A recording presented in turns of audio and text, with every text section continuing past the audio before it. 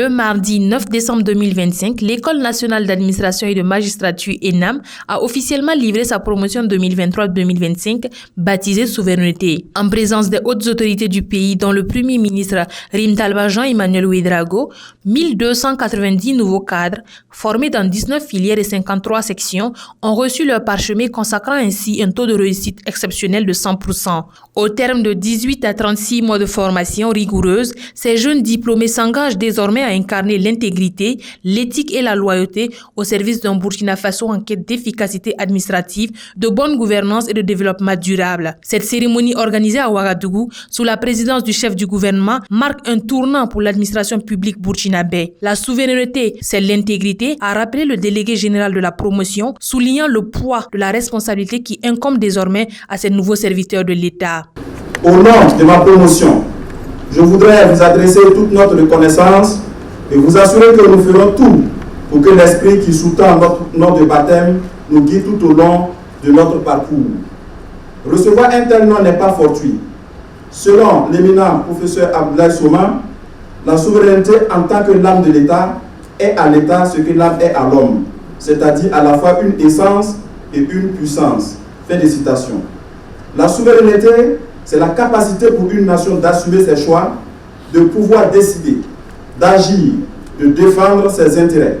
Ainsi, Georges Jelinek ne dit pas autre chose lorsqu'il affirme dans l'État moderne et son droit que la souveraineté est la compétence de la compétence. C'est également la volonté de l'État de tenir debout grâce à ses institutions et à ses acteurs. Il convient de souligner également que la souveraineté, c'est l'intégrité, car une administration juste et responsable peut garantir la confiance du peuple et assurer le développement de la nation.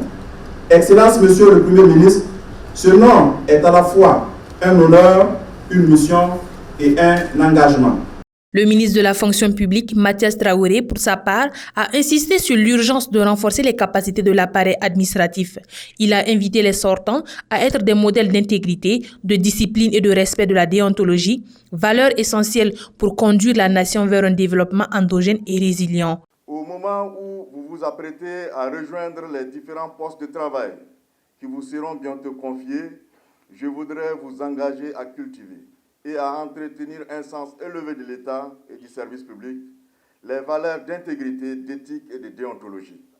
Soyez des révolutionnaires patriotes progressistes, capables de conduire judicieusement notre pays vers un avenir meilleur au moyen d'un développement endogène. En marge de cette cérémonie, l'ENAM a également franchi un important cap infrastructurel avec l'inauguration de 5 nouvelles réalisations d'une valeur globale de plus de 2 milliards de francs CFA. Il s'agit notamment d'un terrain de football offert par le groupe Ebomaf, d'un bâtiment à 2 niveaux comprenant une salle polyvalente de 250 places et plusieurs bureaux financés par le groupe Coris Bank International, d'une médiathèque moderne dotée d'équipements récents construits grâce au groupe Simmetal, d'une nouvelle façade principale réalisée avec l'appui financier de I Am Gold Isakan SA et enfin une voie d'accès bitumée de 500 mètres offerte par la primature. Ces investissements traduisent donc la volonté conjointe de l'État et de ses partenaires d'améliorer continuellement le cadre d'apprentissage et les conditions de formation des futurs cadres de la nation. Ainsi se referme une étape essentielle pour la promotion souveraineté. Une nouvelle page s'ouvre désormais pour les 1290 jeunes cadres, celle du service, de la responsabilité envers les populations et de l'engagement pour un Burkina Faso plus performant,